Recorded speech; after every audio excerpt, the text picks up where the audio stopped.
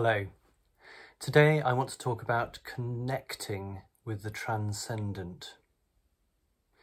I must have been about 12 years old when I read HMS Ulysses by Alistair MacLean.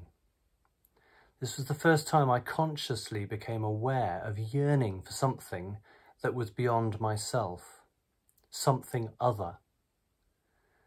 I was moved by something within the story that spoke to me directly. It was just out of reach, but something that I could experience, almost touch.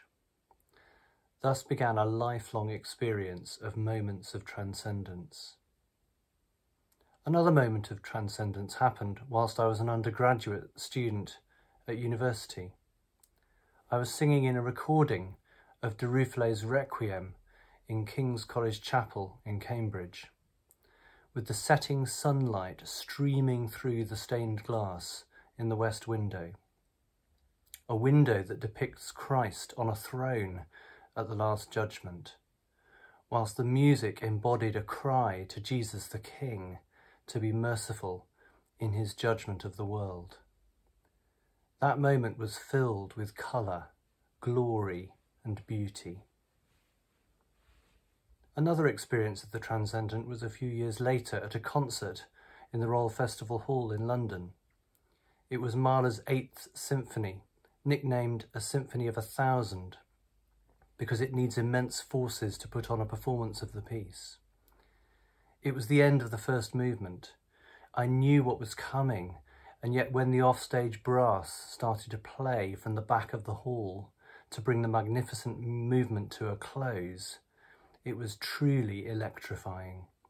I wanted to jump up and shout, "Yes!" at the top of my voice. Many years later, I experienced the transcendent at my father's funeral.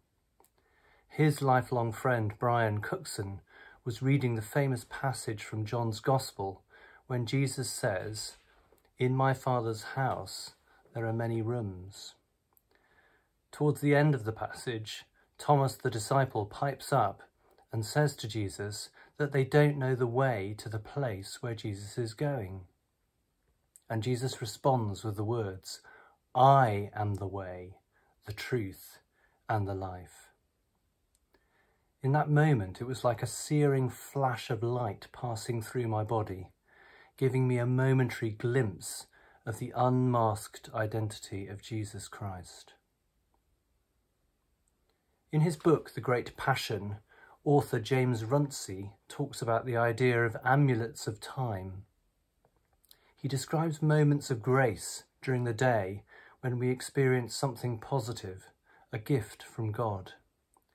For example, the silence at the end of a piece of music, something precious to store up and treasure. As a creative musician, I definitely connect with that idea of something infinite being momentarily revealed in the silence at the end of a live performance of music. But what do these experiences tell me about myself, about being human?